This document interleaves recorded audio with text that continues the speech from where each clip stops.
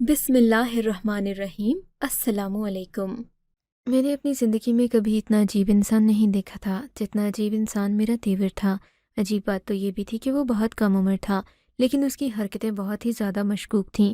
جب میری شادی اس گھر میں ہوئی، شادی کی رات مجھے میرے شوہر نے کہا، میں نے اپنے بھائی کو اپنی اولاد کی طرح پالا ہے کیونکہ میں اس سے پورے 12 سال بڑا ہوں۔ تم بھی ہمیشہ اس کا خیال رکھنا کیونکہ ہماری ماں اس دنیا میں نہیں ہے۔ میرے سسر بھی تھے اور میری نند بھی تھی جس کی شادی ہو چکی تھی، لیکن اس کا گھر بالکل اس گلی میں تھا، اس لیے وہ اکثر آتی جاتی رہتی تھی یا پھر اپنے بچوں کو یہاں چھوڑ جاتی تھی۔ گھر میں رونق لگی رہتی تھی، ایسی بات نہیں تھی کہ گھر اکیلا تھا۔ میرا شوہر بھی بہت اچھا تھا، لیکن ایک دن میرے دیور نے ایک ایسی حرکت کی جس کی وجہ سے سب کچھ برباد ہو گیا۔ اس کی حرکتیں کافی عجیب تھیں۔ وہ مجھے دیکھ کر بہت زیادہ خوش تھا۔ خوش تو خیر سبھی لوگ تھے کیونکہ سب کا کہنا تھا کہ یہ اس خاندان کی سب سے خوبصورت بہو ہے۔ کسی کے گھر میں بھی اتنی پیاری بہو تو کیا بیٹی بھی نہیں ہے، کیونکہ یہ لوگ ذرا غریب تھے، گاؤں کے تھے۔ ابھی بھی ان کے گھر میں گاؤں والی روایات چل رہی تھیں۔ میرے شوہر کے پاس تو بڑا والا فون بھی نہیں تھا، ان کی کریانے کی دکان تھی۔ وہ کہتا تھا میں نے بڑے فون کا کیا کرنا ہے، سارا دن لوگوں کو سودا دیتے ہی گزر جاتا ہے، ایسے میں فون دیکھنے کا وقت نہیں ہوتا۔ یہ خرچی میرے پاس فون تھا، لیکن اسے میرے فون میں کوئی دلچسپی نہیں تھی۔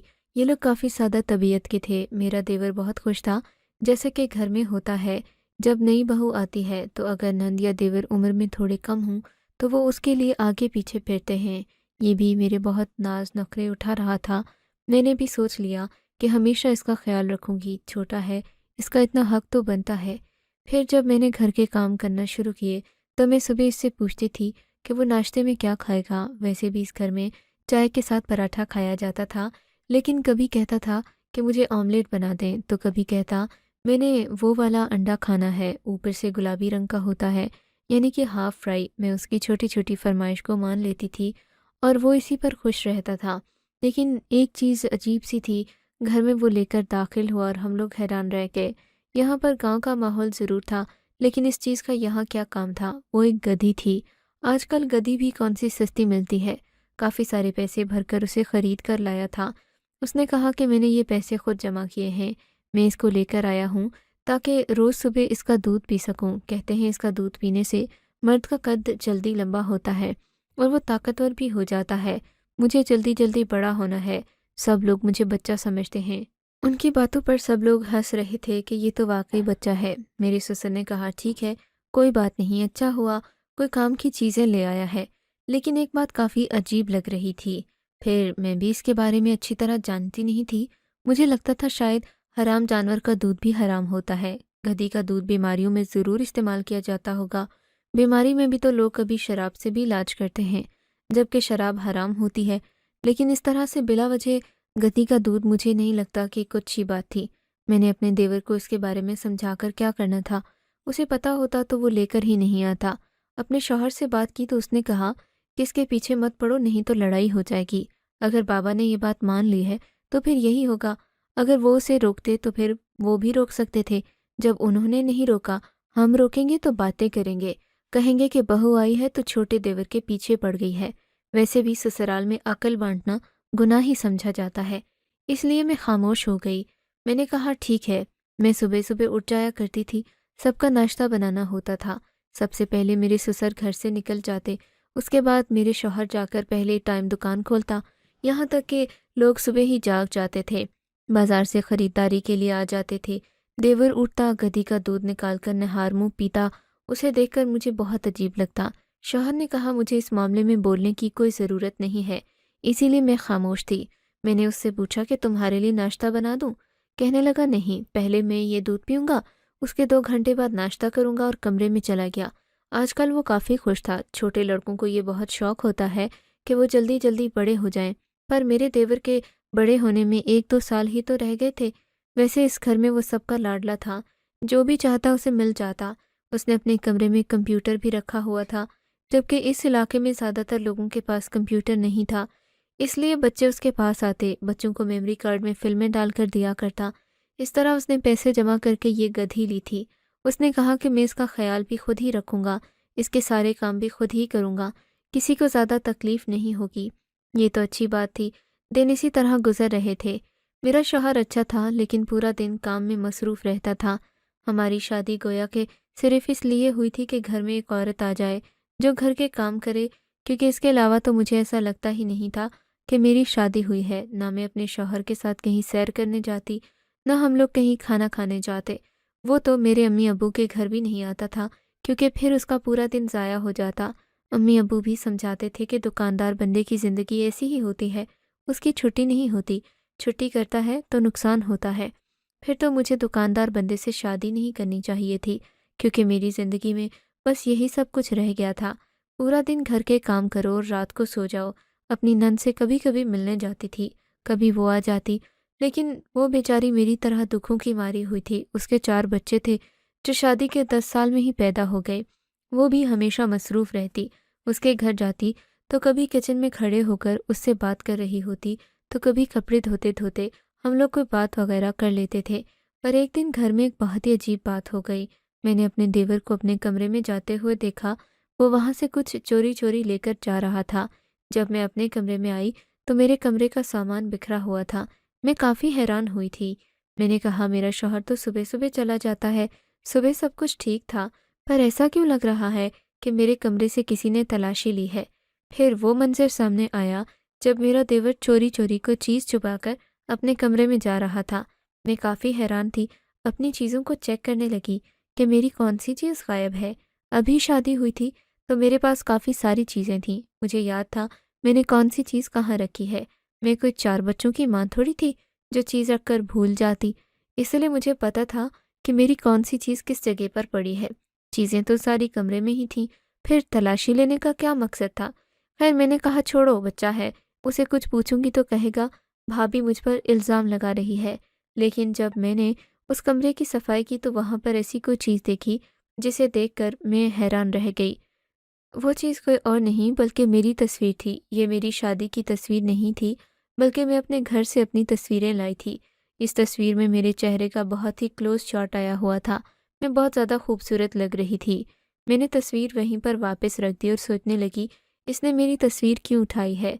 रात को सब बैठकर खाना खा रहे थे। मेरे ससुर और शौहर भी मौजूद थे। मेरी नंद भी आई हुई थी। जब मेरे ससुर ने मेरे देवर से पूछा, और भाई भाभी पसंद आ गई है, तंग तो नहीं करते भाभी को। मेरे देवर ने बड़ी अच्छी बात की। उसने कहा, ये भाभी थोड़ी है मेरी, ये तो मेरी माँ जैसी है। मुझे ये बात बहुत अच्छी लगी। मेरे ससुर ने कहा, अगर आप मानो तो बड़ा भाई बाप जैसा ही होता है, फिर बड़े भाई की बीवी तो माँ जैसी होती है।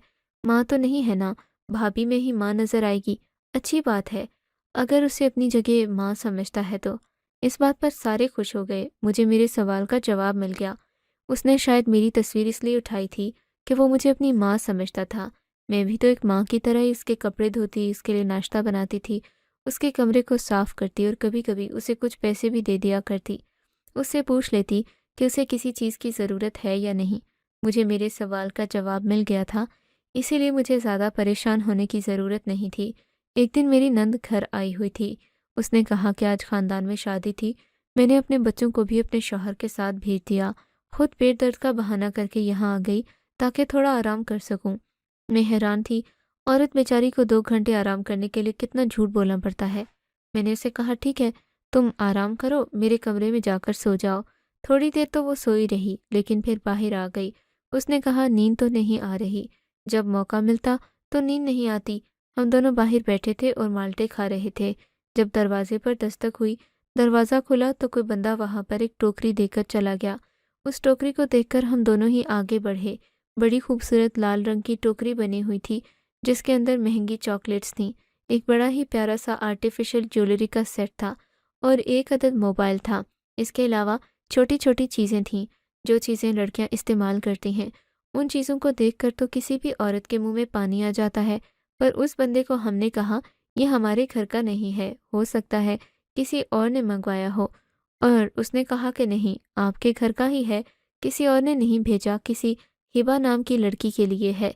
नन ने टोकरी उठा ली। उसने कहा, भाभी ये तो आपके लिए है ना, क्या हो गया है आपको। मैं तो इस बात पर हैरान थी कि ये किसने भेजा होगा। भेजने वाले ने तो अपना नाम भी नहीं लिखा। मैंने कहा कि किसने भेजा होगा, लगता है भाई ने भेजा है। आज आपकी सालगिरह तो नहीं है। मैं दिल में सोचने लगी, अगर मेरी सालगिरह भी होती تو میرا شوہر کبھی بھی میرے لیے اس طرح سے تحفہ بنا کر نہیں بھیجتا۔ اتنا مہنگا تحفہ میرے لیے کیسے بھیج سکتا تھا؟ اس کے اندر جو فون تھا وہ کم سے کم 20,000 کا تھا۔ آج ویسے بھی میری سالگرہ نہیں تھی۔ میں نے اپنی نند سے جھوٹ بول دیا۔ میں نے کہا نہیں، یہ تمہارے بھائی نے نہیں بھیجا، آج میری سالگرہ ہے، لیکن تمہارے بھائی کو تو پتہ ہی نہیں ہے، میری ایک کزن نے بھیجا ہوگا۔ وہ مجھے فون پر کہہ رہی تھی کہ تم کل بہت حیران ہونے والی ہو۔ میں اس کی بات نہیں سمجھی تھی۔ وہ بہت امیر ہے، اس کے پاس بہت پیسے ہیں۔ میں حیران تھی کہ یہ سب کچھ میرے نام کس نے بھیج دیا۔ میری نند بھی مجھے عجیب نظروں سے دیکھ رہی تھی، جیسے میری بات کا اسے پوری طرح یقین نہ ہوا ہو۔ لیکن بہرحال پھر بھی اس کا منہ بند کرنے کے لیے مجھے موبائل اسی کو دینا پڑا۔ میرے پاس پہلے سے موبائل تھا۔ میں نہیں چاہتی تھی کہ میرا شوہر بھی مجھ سے سوال کرے۔ پورا دن سوچتی رہی کہ یہ سب کچھ کس نے کیا ہے، کس نے بھیجا ہے۔ اپنی ایک دو دوستوں سے بھی بات کی، باتوں باتوں میں ان سے پوچھنے کی کوشش کی، انہوں نے میرے لیے کوئی چیز بھیجی ہے۔ میری 2-3 دوستیں بہت اچھی تھیں، لیکن وہ بھی کوئی اتنی امیر نہیں تھی کہ میرے لیے اتنا مہنگا گفٹ سجا کر بھیج دیں۔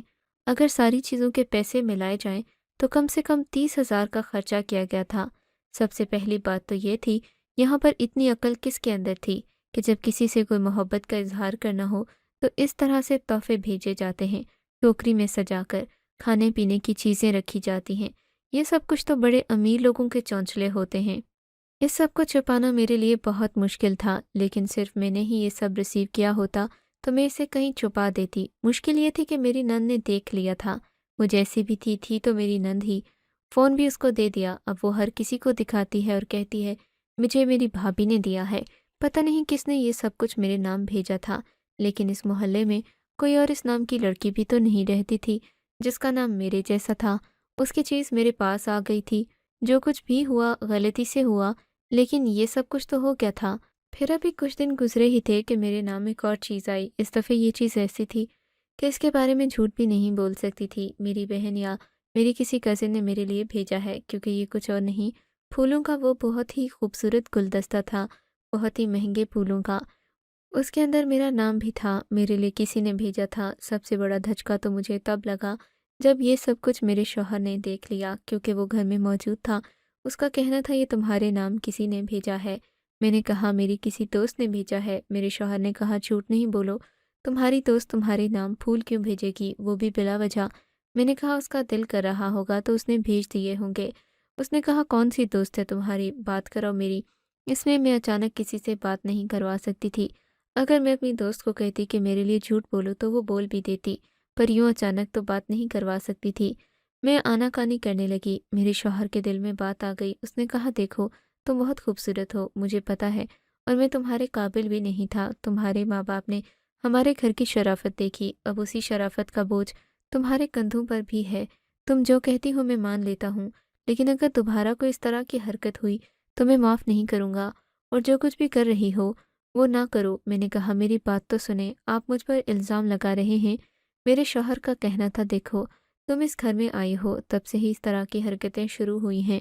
پہلے تو یہاں کوئی غلطی سے پھول نہیں دے کر جاتا تھا، اس سے پہلے بھی یہاں ایک چیز آئی تھی۔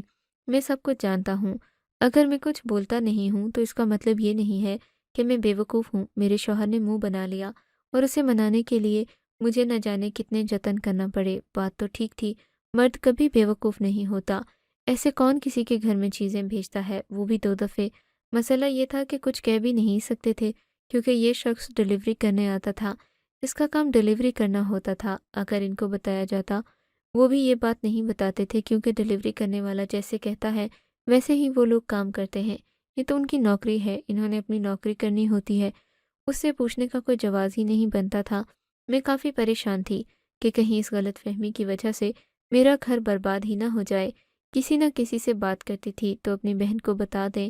میری بہن بھی پریشان ہو گئی۔ اس نے کہا باجی آپ کے پیچھے کوئی پڑ گیا ہے، کسی نے آپ کو دیکھ لیا ہے، وہ آپ کا دل جیتنے کے لیے آپ کو تحفے بھیج رہا ہے۔ میں نے کہا مجھے کسی نے نہیں دیکھا، جب سے شادی ہوئی ہے میں کہیں باہر آئی گئی ہی نہیں، سوائے تم لوگوں کے گھر یا پھر نند کے گھر جاتی ہوں۔ پھر اس کے گھر تو اس طرح سا کوئی نوجوان لڑکا نہیں ہے، صرف اس کے بچے اور اس کا شوہر تھا، یا پھر اس کی ساس سسر بھی نہیں تھے۔ سمجھ نہیں آ رہی تھی کہ کیا ہو رہا ہے۔ دن اسی طرح گزرنے لگے۔ میرے شوہر کا رویہ کسی طرح میرے ساتھ ٹھیک ہو گیا، मैं ये तो नहीं कह सकती थी कि अच्छा गलती हो गई, आइंदा नहीं करूँगी, क्योंकि मैंने तो कुछ किया ही नहीं था। अगर मैं उसे कहती कि गलती हो गई तो फिर वो यही समझ लेता कि मैंने कोई गलती की है। एक दिन मैं अपने कमरे में लेटी थी, मेरा शौहर घर नहीं था। दोपहर सबको खाना देने के बाद मैं असर से पहले तक थोड़ी देर के लिए आराम कर लेती थी। मुझे नींद नहीं आई थी क्योंकि नमाज का टाइम निकल जाने का डर दिल में रहता था। मैंने अपने कमरे के आगे जाली का पर्दा लगाया था। जाली के पर्दे से आप बाहर देख सकते हैं, लेकिन बाहर से कोई अंदर नहीं झांक सकता।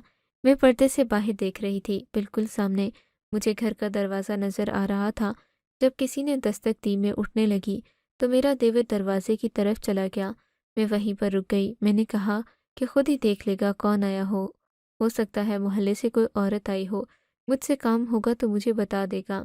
पर सामने का मंजर देखकर मैं हैरान रह गई। सामने वही डिलीवरी वाला लड़का खड़ा था। इस दफ़े फिर से कोई बड़ा सा तोहफ़ा लाया था जो मेरे देवर ने वसूल कर लिया था। मेरा दिल घबराने लगा। अब ये तोहफ़ा लेकर मेरे पास आएगा और कहेगा, भाभी आपके लिए किसी ने भेजा है। यानी इसको भी ये बात पता चल जाएगी। मैं बाथरूम में चली गई कि मेरे कमरे में आया तो मुझे ना पाकर यहाँ से चला जाएगा, लेकिन वो मेरे कमरे में आया ही नहीं। मुझे किसी भी हलचल की आवाज़ नहीं आई। मैं थोड़ी देर बाद बाहर चली गई तो वो शायद अपने कमरे में जा चुका था। इस टाइम वही घर पर होता था। मेरे ससुर भी काम पर होते थे, किसी अड्डे पर बैठकर टिकट वगैरह काटा करते थे। मेरा शौहर भी दुकान पर होता था। मैंने उसे कहा कि वो चीज़ें अपने पास ही रख ले। फिर मैंने कहा वो कौन सी चीज़ थी? वो तो मुसीबत का पटारा था। अच्छा हुआ कि अपने पास ही रख लिया। लेकिन ये भी हो सकता था कि वो बाद में मुझसे सवाल करता, लेकिन उसने मुझसे कोई सवाल नहीं किया। ये भी कोई नॉर्मल बात नहीं थी। मुझे कुछ शक पड़ रहा था क्योंकि मैंने अपने देवर को किसी से फ़ोन पर बात करते हुए सुन लिया था, और जो मेरे कानों ने सुना था उसके बाद मैं इतनी हैरान रह गई जितनी ज़िंदगी में कभी नहीं हुई। हमारे पास एक ही रास्ता था। मुझे पता लगाना था कि मेरा देवर क्या कर रहा है। वो रोज़ सुबह गधी का दूध पीता था, मेरी ज़रूरत से ज़्यादा ही तारीफ़ करता, और मेरी तस्वीर उसने अपने कमरे में लगा रखी थी। इसका मतलब क्या हो सकता था? इन सारी बातों पर मेरा ध्यान ही नहीं जाता था और इन सारी बातों को मैं नॉर्मल ही समझती थी। लेकिन जो मैंने अपने कानों से सुना था वो बिल्कुल भी नॉर्मल नहीं था। इसीलिए मुझे पता था कि मैंने क्या करना है। एक दिन मैंने प्लान बना लिया। मैं अपने देवर के कमरे में छुप गई, पर कोई मुझे बुला भी सकता था। फिर सोचा इस तरह तमाशा बन जाएगा। मैं अपनी नंद के पास गई, चादर ओढ़ी। मैंने उसे कहा कि मैं अपनी अम्मी के घर जा रही हूँ, घर को देख लेना। उसने कहा ठीक है। मुझे पता था उसने देखना नहीं है, अक्सर देखती भी नहीं थी, पर उसे बताकर ही मैं जाया करती थी। अगर कभी अकेली जाती तो मेरा मैका भी यहाँ से करीब था, पैदल जा सकती थी। वापस घर आ गई, देवर के कमरे में छुप गई। वो कमरे में नहीं था तो मैंने देखा, इस दफ़े जो सामान आया था वो उसके कमरे में ही पड़ा हुआ था। उसने अभी तक इसके बारे में मुझसे कोई सवाल नहीं किया था, जबकि उसमें मेरे ही नाम का कार्ड था। उसके अंदर 2-3 मोबाइल थे, मज़ीद महंगी-महंगी चीज़ें थीं। उसको सजाने वाले ने लगता है 2-3 लाख रुपए खर्च कर दिए थे। मैं तो हैरान रह गई। जब मेरे देवर कमरे में आया तो मैं पर्दे के पीछे छुप गई। उसे नहीं पता था मैं इधर हूँ। उसने कंप्यूटर ऑन किया और किसी से बातें करने लगा। मुझे मेरी नंद ने बताया था कि उसने ज़िद करके ये कंप्यूटर लगवाया है। मेरे पापा को मोबाइल पसंद नहीं था, इसीलिए इन्होंने कहा हम किसी के हाथ में मोबाइल नहीं देखना चाहते, इससे नस्ल ख़राब होती है। मेरे देवर के पास मोबाइल फ़ोन था, पर छोटा मोबाइल था जिससे वो सिर्फ कॉल कर सकता था। पर उसने कंप्यूटर पर इंटरनेट के ज़रिए समाजी राब्ते की सारी वेबसाइट खोली हुई थी। उसने अपने अकाउंट के ऊपर बहुत ही खूबसूरत लड़की की तस्वीर लगा रखी थी।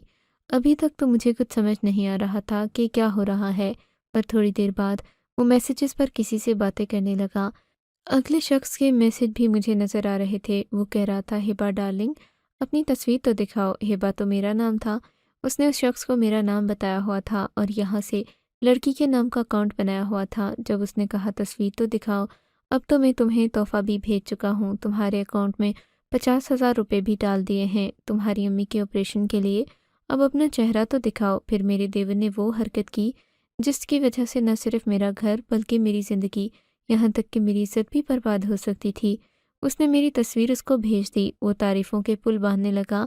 मेरा तेवर हँसने लगा। उसके बाद उसने उसे वॉइस मैसेज भेजा जिसमें ये लड़की की आवाज़ निकाल रहा था। इस तरह बात कर रहा था जैसे ये हिबा है और गधी का दूध ये इसलिए पिया करता था क्योंकि इसके गले में कोई मसला बन गया था। इसका गला बहुत ज़्यादा ख़राब हो गया था। उसको लड़की की आवाज़ निकालने के लिए अपने गले को ठीक रखना था। اسے کسی حکیم نے بتایا کہ گدھی کا دودھ پینے سے گلا بالکل ٹھیک ہو جائے گا، آواز صاف ہو جائے گی۔ میں نے پیچھے سے جا کر اپنے دیور کو بالوں سے پکڑ لیا اور اس کو 2 تھپڑ مارے۔ اتنا تو میرا حق بنتا تھا۔ تھوڑی دیر بعد میری نند وہاں آ گئی، شاید چیک کرنے آئی تھی کہ گھر میں کوئی کام تو نہیں ہے۔ اس نے یہ منظر دیکھا تو حیران رہ گئی۔ میں نے اس کو سب کچھ بتا دیا اور یاد کروایا کہ اس دن جو تحفہ آیا تھا میں گھبرا گئی تھی، اس لیے میں نے تم سے جھوٹ بولا، لیکن وہ یہی سب کچھ تھا اور اسی سے جڑا ہوا تھا۔ میری نند نے بھی دیور کو مارنا شروع کر دیا، اسے کمرے میں بند کر دیا کہ یہ یہاں سے بھاگ نہ جائے۔ شام کو اس نے یہ ساری کارستانی اپنے سسر اور شوہر کو سنا ڈالی۔ وہ لوگ بھی حیران رہ گئے۔ میرا شوہر غصے سے آگ بگولا ہو گیا، کہنے لگا آج تجھے نہیں چھوڑوں گا، تو نے میری بیوی کی عزت نیلام کر دی۔ نہ جانے کتنے لوگوں کو تصویریں بھیجتا رہا، ان لوگوں سے باتیں کرتا، اور جب وہ کہتے اپنی تصویر دکھاؤ تو میری تصویر دکھا دیتا۔ میں اتنی زیادہ خوبصورت تھی کہ وہ کچھ بھی کرنے کو تیار ہو جاتے، جتنے پیسے مانگ رہا تھا اس کو دے دیتے۔ تبھی تو گھر کے ایڈریس پر میرے نام پر اتنے سارے تحفے آ رہے تھے۔ تصویریں میری دکھا دیں اور لڑکی کی آواز نکال کر میٹھی میٹھی باتیں کرنے میں ویسے ہی ماہر ہو گیا تھا۔ میرے سر میں درد ہو گیا تھا، بار بار آنکھوں میں آنسو آ رہے تھے۔ میری تصویر دیکھ کر لوگوں نے نہ جانے کیا کیا سوچا ہوگا، تصویر کہاں سے کہاں چلی گئی ہوگی۔ میرے شوہر کا کہنا تھا میں اسے پولیس کے حوالے کروں گا، لیکن میرے سسر نے کہا پولیس کے حوالے کرو گے تو پولیس والے اس کا کیا حال کریں گے۔ وہ بھی معافیا مانگ رہا تھا کہ مجھے معاف کر دو، مجھے پیسوں کی ضرورت تھی، میں پیسے کمانا چاہتا تھا، اس لیے میں نے یہ سب کچھ کیا۔ میری آواز عورتوں سے ملتی تھی، میں ان کی بہت اچھی آواز نکال لیتا تھا۔ مجھے ایک دوست نے مشورہ دیا، میرے دیور کے خلاف کوئی کارروائی نہیں ہوئی، لیکن اس کا کمپیوٹر بھی بھیج دیا گیا۔ اس نے جو گدھی رکھی ہوئی تھی اسے بھی بیچ دیا، جو تحفے تحائف اس کو ملے تھے وہ سارے بھی ضبط کر لیے، جو پیسے اس کے اکاؤنٹ میں اس کے لوگوں نے جمع کیے تھے وہ سارے بھی ان سے واپس لے لیے گئے، اور ان سب کو باری باری تھپڑ بھی مارا، یہاں تک کہ میری نند کے شوہر نے بھی اس کو نہیں بخشا، اس نے بھی بہتی گنگا میں ہاتھ دھو لیا۔ اس کے بعد میں اس کی شکل بھی دیکھنا نہیں چاہتی تھی۔ میرے شوہر نے کہا میں اس کو دیکھتا ہوں تو مجھے بار بار غصہ آتا ہے، اس نے تو میری بیوی کی عزت کو تقریباً نیلام ہی کر دیا تھا۔ اب یا تو آپ اسے گھر سے نکالنے کا کوئی اہتمام کریں یا پھر میں یہاں سے جا رہا ہوں۔ میرے سسر کا کہنا تھا یہ پہلے ہی بگڑا ہوا ہے، اسے گھر سے نکال دیں گے تو مزید بگڑ جائے گا۔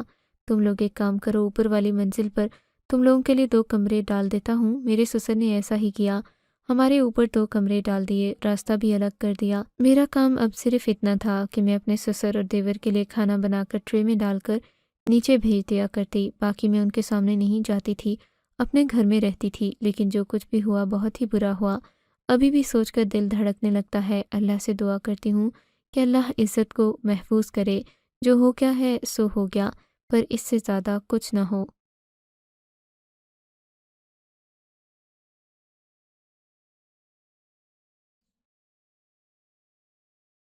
آپ کو اگر یہ کہانی اچھی لگی ہے تو اس ویڈیو کو لائک کیجیے، اور اس طرح کی مزید کہانیاں سننے کے لیے ہمارے چینل کو ضرور سبسکرائب کیجیے۔ کہانی سننے کا شکریہ۔ آپ سے ملاقات ہوگی اگلی ویڈیو میں، تب تک کے لیے اللہ حافظ۔